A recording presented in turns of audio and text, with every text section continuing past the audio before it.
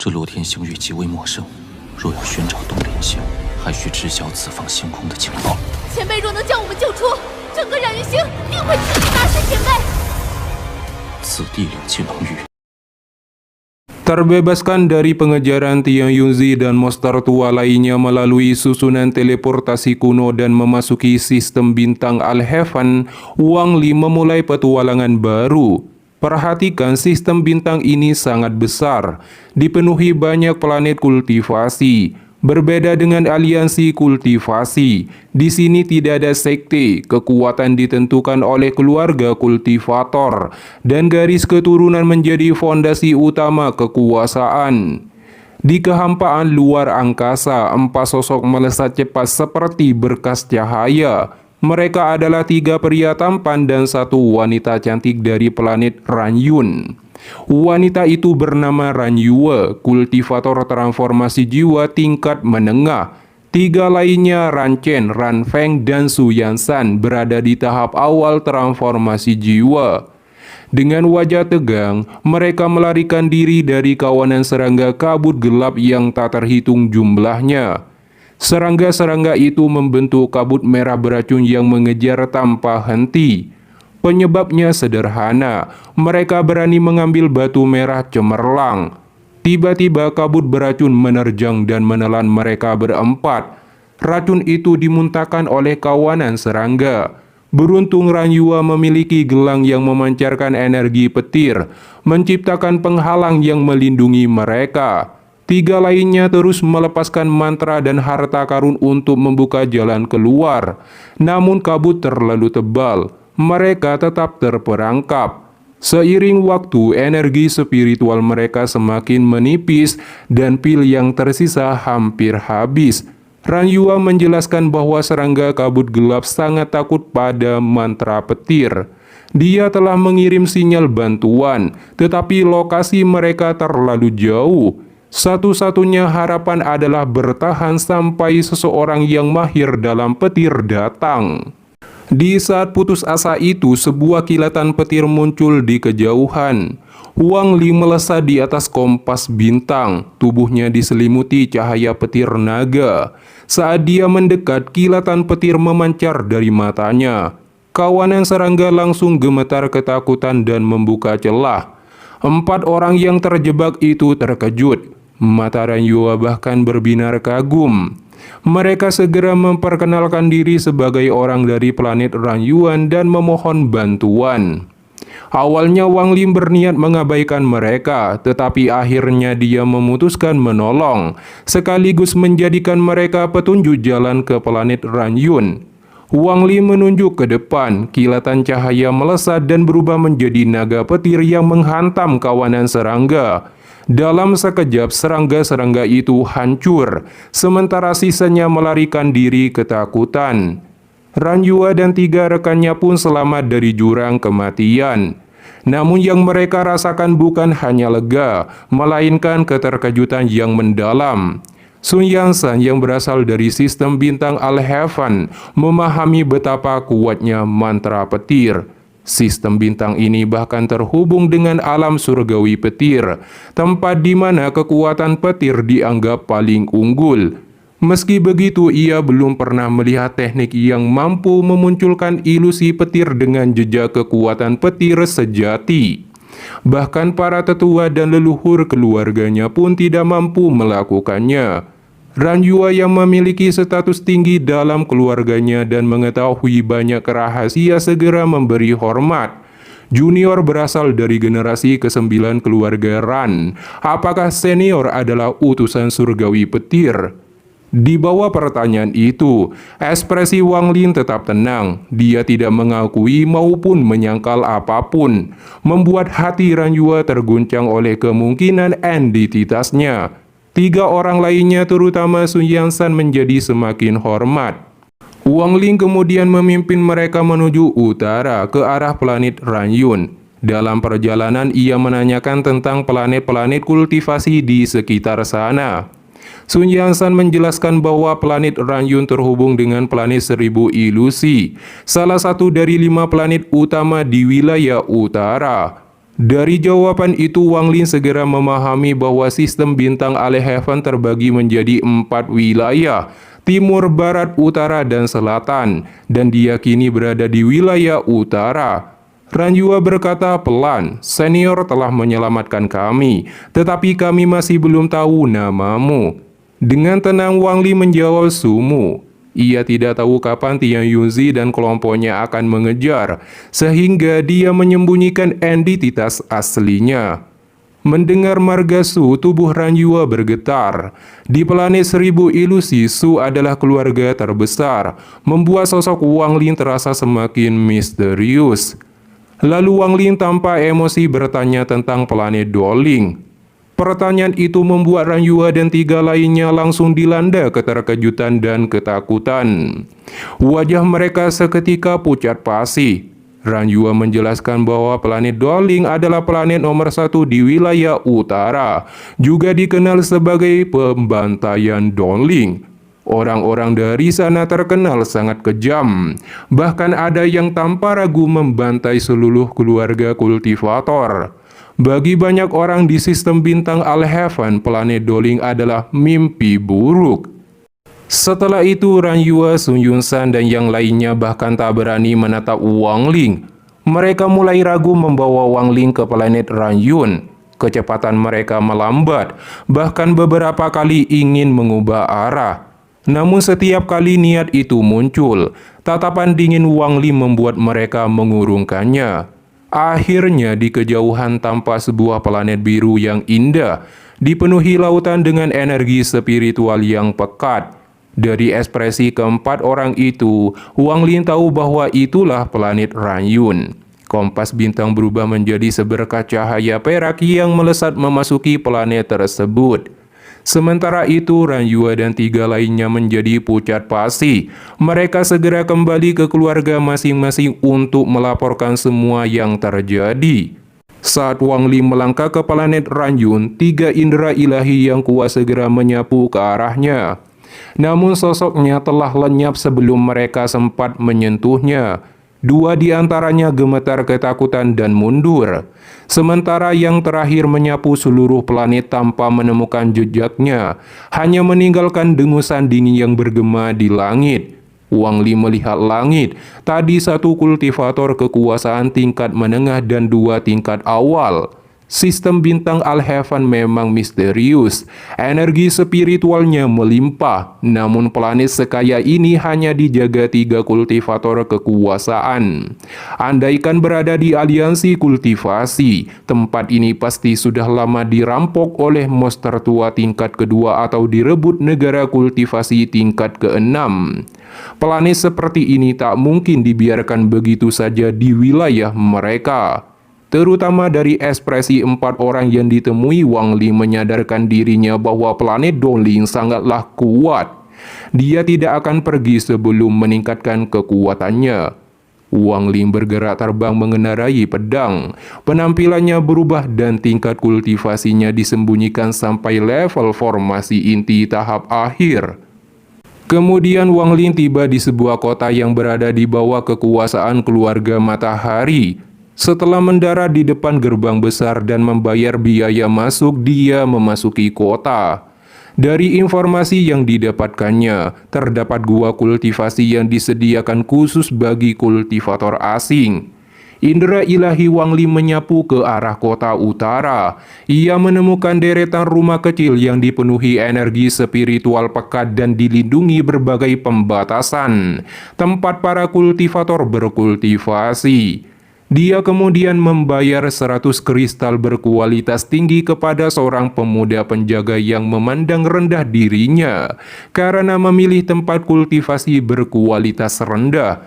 Rumah yang didapat Wang Lin sederhana, tetapi energi spiritual di dalamnya sangat padat. Dengan 1 lambaian tangan, dia memperkuat semua pembatasan hingga 10 kali lipat dari sebelumnya. Setelah itu Wang Li mulai berkultivasi. Dia menyerap energi spiritual di sekitarnya, tetapi itu tidak cukup untuk meningkatkan kultivasinya. Giok surgawi miliknya hampir habis dan hanya tersisa 5 tetesan cair surgawi. dia memutuskan menyimpannya untuk keadaan darurat seperti terluka parah, karena memakainya sekarang tidak akan memberikan hasil maksimal. Karena membutuhkan banyak giok surgawi, Wang Li memilih menjual harta karun daripada mencuri. Dia mengeluarkan beberapa bahan berkualitas dari tas penyimpanannya dan memurnikannya dengan energi asal. Bahan-bahan itu dengan cepat meleleh dan membentuk 3 harta: pedang terbang, cermin perunggu, dan jepit rambut. Wang Li membentuk segel tangan dan menanamkan banyak batasan pada ketiganya. Perlahan tekanan kuat mulai terpancar dari harta-harta tersebut, bahkan petir sesekali muncul karena dimurnikan oleh jiwa asalnya. Dia menanamkan domain waktu pada cermin perunggu, domain 1000 ilusi kejam milik Liu Mei pada jepit rambut, dan meninggalkan jejak teleportasi di dalam pedang terbang. Setelah selesai, ketiganya melayang di telapak tangannya. Harta surgawi palsu, kualitas tertinggi yang mampu dia buat saat ini. Namun Wang Li masih belum puas. Dia kembali menyempurnakan batasan pada cermin perunggu hingga membentuk rune hitam yang rumit, lalu pergi menuju paviliun harta karun. Di sana dia disambut seorang pria paruh baya bernama Lu Fang yang memandang rendahnya. Ketika Wang Li mengeluarkan pedang terbang untuk dijual, Lu Feng langsung mengejek dan menolak barang itu, bahkan menyuruhnya pergi.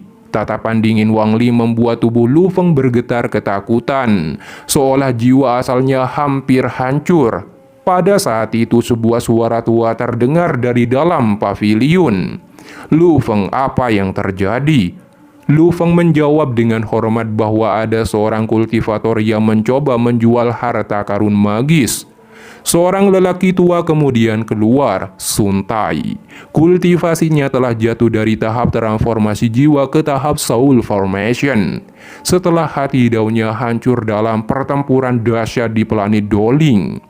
Saat melihat sosok Wang Li yang telah menghilang, Sun Tai merasa sedikit familiar. Tetapi dia tidak terlalu memikirkannya. Dia kemudian kembali duduk sambil memegangi dadanya.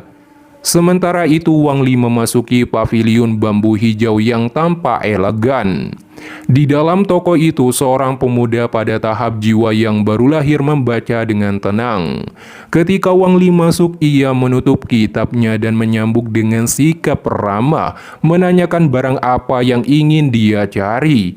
Wang Li tersenyum tipis dan mengeluarkan pedang terbang. Apakah sesama kultivator mau menerima pedang ini? Pemuda itu mengerutkan keningnya melihat pedang itu, meminta izin untuk memeriksanya. Wang Li mendorong tangan kanannya dan pedang terbang melayang perlahan ke arah pemuda itu. Dengan indera ilahinya, pemuda itu meneliti pedang tersebut. Awalnya dia hendak mengatakan bahwa pedang itu biasa saja, namun ekspresinya berubah seketika. Dia menemukan mantra yang tersegel di dalamnya, dan saat mencoba menembusnya, jiwa baru lahirnya bergetar oleh pancaran kekuatan yang terkandung di dalam pedang itu. Dia kemudian menyalurkan energi spiritualnya ke dalam pedang dan mengarahkannya pada sebuah batu spiritual berkualitas tinggi besar di luar toko. Dalam seberkat cahaya, pedang itu melesat, menebus batu spiritual dan terbang kembali.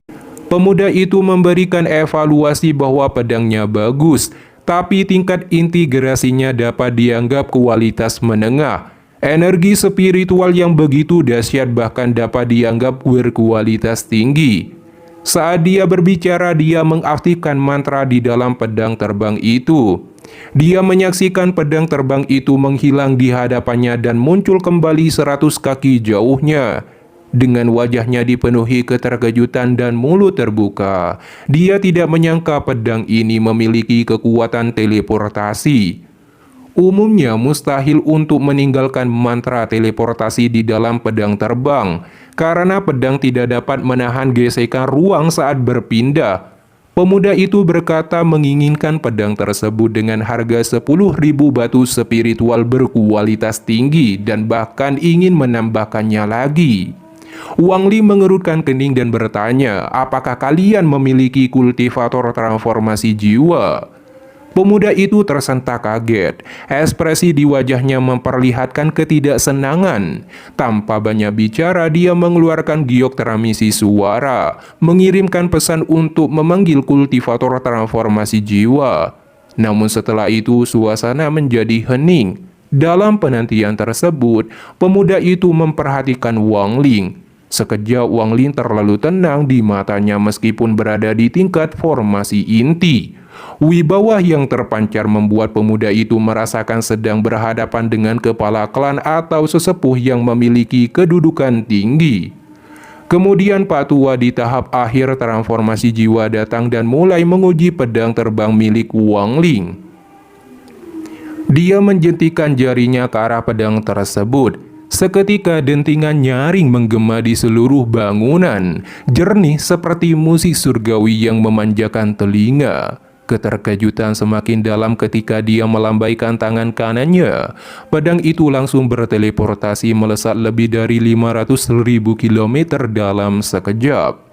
Sesaat kemudian pedang itu muncul kembali di sisi Pak Tua dan berputar di sekelilingnya, memancarkan energi spiritual surgawi dengan aura tajam seperti busur yang ditarik. Kilatan petir menari di sepanjang bilahnya. Dia menyentuhnya, dentuman keras mengguncang ruangan hingga dia mundur pucat, namun wajahnya justru berbinar kegirangan. Wang Ling memberitahu ini adalah harta surgawi palsu, tapi petir itu yang membuatnya luar biasa. Dia menjualnya dengan harga 30.000 giok surgawi.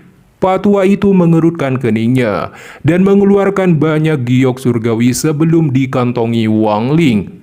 Pak Tua itu bertanya apakah ada yang lainnya. Wang Ling mengeluarkan sebuah cermin perunggu. Begitu melihatnya, Pak Tua itu tersentak kaget sebelum berganti keserakahan. Harta karun surgawi semu warisan. Di bawah keserakahan itu, Wang Ling tersenyum bersikap tenang dan jika Pak Tua ini bertindak untuk merampoknya, maka darah harus tumpah. Ketenangan itu membuat Pak Tua itu menahan diri. Dia menebak Wang Ling pasti berasal dari keluarga kultivator besar. Akhirnya dia membeli cermin itu sesuai harga yang ditetapkan 50.000 giok surgawi. Pak Tua itu bertanya lagi apakah ada harta karun surgawi palsu lagi. Wang Ling mengeluarkan jepit rambut. Namun kali ini lelaki tua itu hanya melirik sekilas tanpa minat. Kemudian Wang Ling keluar dari paviliun bambu hijau dan indera ilahinya tajam menyapu kota. Dia mengungkapkan senyum mengejek. Sejak tadi ada satu indera ilahi yang menempel padanya seperti bayang-bayangan. Datanglah, ku beri kau kesempatan. Dia melesat terbang menuju gerbang kota dengan pedang terbang. Kecepatannya sengaja ditahan, hanya setingkat kultivator formasi inti, hanyalah umpan. Tiba-tiba gelombang kabut muncul di langit menjadi tangan raksasa dibebankan ke arah Wang Ling. Kilatan petir terpancar di mata Wang Ling. Dia hanya melambaikan tangannya. Energi spiritual surgawi menyapu udara. Tangan kabut hancur seketika. Kabut tersapu mundur dan jeritan sengsara pecah dari dalamnya. Memperlihatkan pria paruh baya batuk darah. Tubuhnya disambar kilatan liar. Kau bukan kultivator formasi inti. Wajahnya pucat pasi saat dia melarikan diri. Mantra kilat hitam menyelimuti tubuhnya. Wang Ling mengejar dengan santai seolah berjalan di taman. Lawannya hanya kultivator jiwa yang baru lahir tahap menengah. Membunuhnya terlalu mudah. Tujuannya hanya ingin mendapatkan keuntungan yang lebih besar. Saat melarikan diri, pria parubaya itu dilanda teror. Satu lambaian tangan saja sudah hampir membuat jiwanya tercerai-berai. Dia menyesal semua ini hanya demi beberapa batu spiritual dari perintah Tetua Sun. Kemudian dia menerobos gerbang kota dan sampai di kediaman keluarga Sun. Di depan gerbang besar dia jatuh tersungkur. Dengan sisa nafas terakhir dia menjerit serak minta tolong sebelum jatuh. Seketika pria berjubah putih menopang tubuh pria paruh baya dan memberikannya pil pemulihan. Di waktu yang sama, gerbang kediaman keluarga Sun bergemuruh. Para anggota keluarga bergegas keluar, beberapa bahkan melesat ke langit. Pada saat itu Wang Ling tiba dengan tenang. Tanpa ragu, para kultivator keluarga Sun mengangkat pedang terbang dan menyerbu. Wang Ling hanya mengayunkan lengan bajunya. Angin kencang tercipta berubah menjadi badai yang menyapu radius 1000 kaki. Para kultivator keluarga Sun terhempas seperti daun terpental ke segala arah. "Kalian semua mundur!" teriakan dingin menggema. 3 lelaki tua melangkah keluar dengan aura menekan, menatap Wang Ling seolah melihat seekor semut.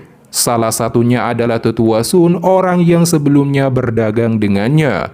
Patua berwajah merah menatap Wang Ling dengan dingin.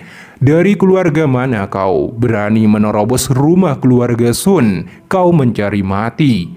Wang Ling tersenyum tipis dan menunjuk tetua Sun. "Aku datang untuknya." Wajah tetua Sun gelap. "Kesepakatan kita sudah selesai, apa kau menyesalinya?" Wang Ling berkata telah dicegah oleh orangnya setelah keluar dari toko. Ketika kalah dia lari kemari. 2 tetua lainnya langsung memahami keserakahan tetua Sun. Namun demi keluarga mereka tetap berdiri di pihaknya. Patua berwajah merah mendengus mengatakan itu tidak masuk akal. Dia menyuruh Wang Ling tetap tinggal sampai sesepuhnya datang menentukan hidup dan matinya. "Tidak masuk akal." Suara Wang Ling sedingin es ketika mengangkat tangan kanannya. Boom! Tekanan dahsyat menghantam seluruh rumah keluarga Sun. Para anggota keluarga langsung memucat di bawah tekanan yang menimpa tubuh mereka, mengerahkan energi spiritual agar mereka tidak roboh. Di bawah tekanan ini, 3 patua itu termasuk tetua Sun mengungkapkan rasa takut. Tepat pada saat ini, patua selangkah menuju tahap kekuasaan melangkah keluar dari rumah inti. Dia meminta Wang Ling untuk tenang dan mengakui bahwa ini adalah kesalahan keluarga Sun. Wang Ling tanpa basa-basi meminta 200.000 giok surgawi. Tapi patua itu meminta waktu 3 hari karena ini adalah keluarga cabang. Wang Ling menatap patua itu. Aura indera ilahi kultivator kekuasaan terpancar darinya. Dengan demikian Wang Ling pergi. Patua itu menjadi rileks dan patua berwajah merah protes giok surgawi itu terlalu banyak.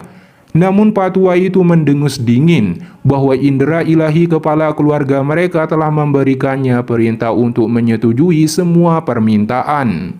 Selain itu, rahasiakan masalah ini dan dilarang mengganggu Wang Ling lagi. Sementara itu, di dasar samudera timur planet Ranyun, seorang pria berambut panjang berjubah ungu membuka mata yang berkilau. Dia segera melesat dari kedalaman laut menuju langit. Dialah Sun Si, kepala keluarga Sun. Dia menduga Wang Ling adalah kultivator tahap kekuasaan yang baru muncul.